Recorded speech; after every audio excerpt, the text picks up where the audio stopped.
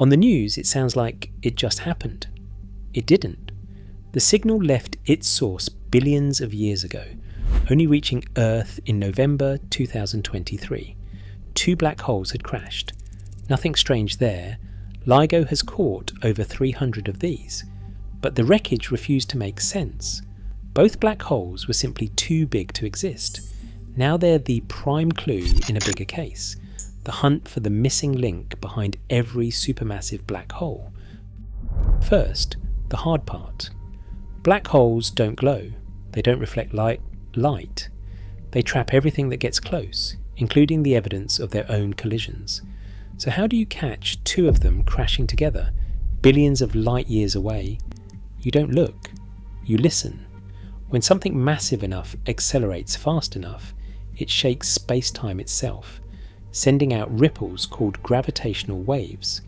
Einstein predicted them over a century ago and doubted anyone would ever measure something so impossibly small.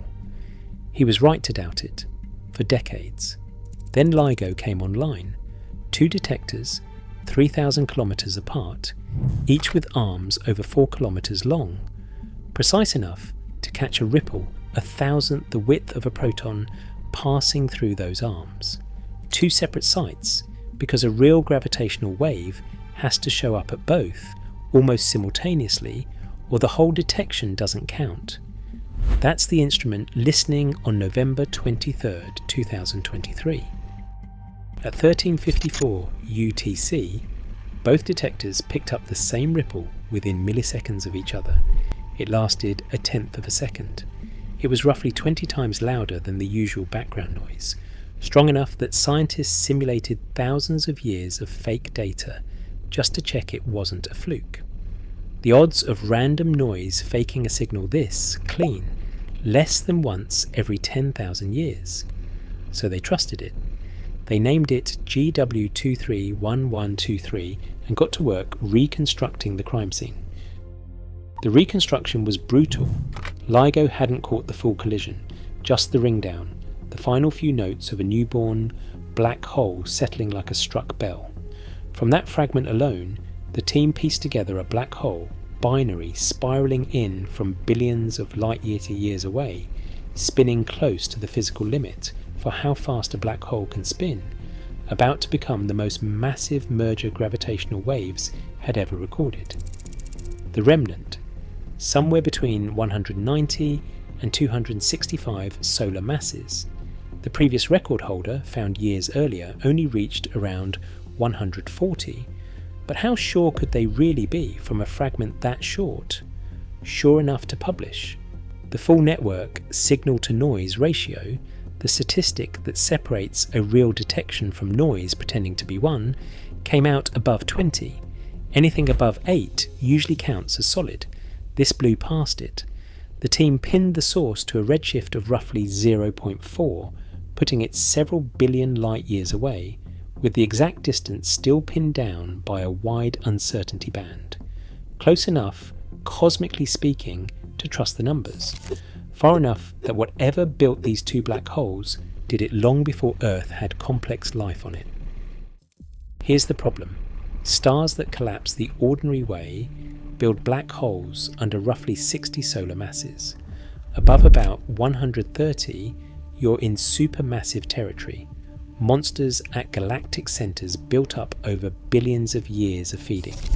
In between sits the mass gap, a range where a specific kind of star death called a pair instability supernova is thought to blow the progenitor apart completely, leaving nothing dense enough behind to collapse. For a decade, gravitational wave detectors found essentially nothing living inside that gap. Then GW231123 turned up 2 black holes at once, one around 137 solar masses, one around 103. The heavier one sat above the gap's usual ceiling. The lighter one, by the team's own statistics, had roughly an 80% chance of falling squarely inside it. Both, according to every model astronomers had, impossible. So the field needed a new suspect. Suspect 1, a single hypermassive star, as much as 250 times the Sun's mass, spinning fast, and wrapped in magnetic field lines strong enough to launch jets of matter away from itself as it collapses.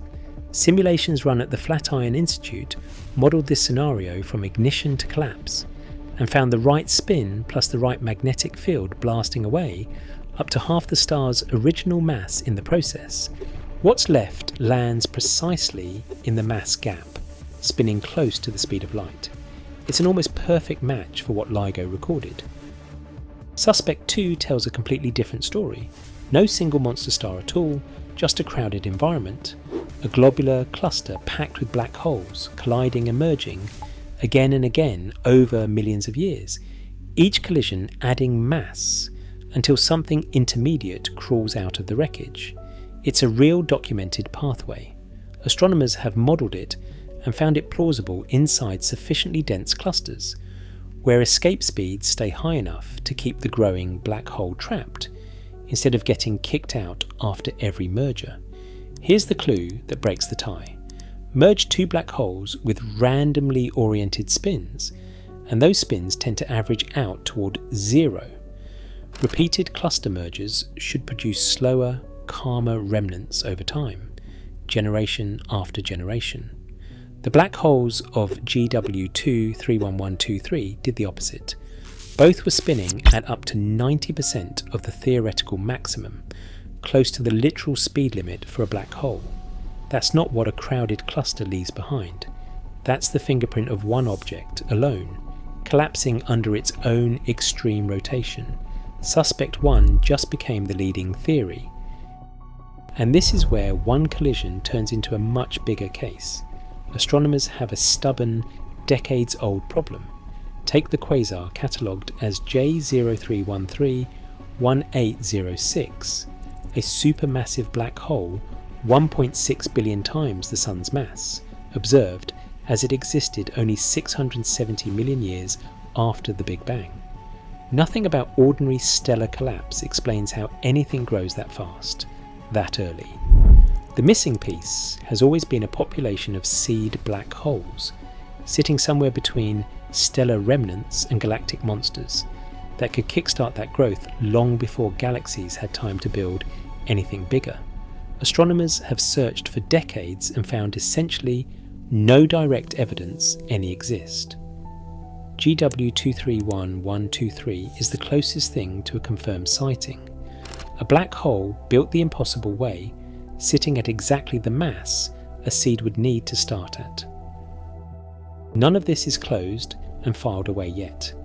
The magnetic collapse model makes a testable prediction, a short, blindingly bright burst of gamma rays, fired out in the moments just before the black hole finishes forming. No observatory has ever caught one lined up with a merger signal like this. Upgrades to LIGO, Virgo and Cagra over the next few years will catch fainter, more distant signals than GW2 31123 ever managed.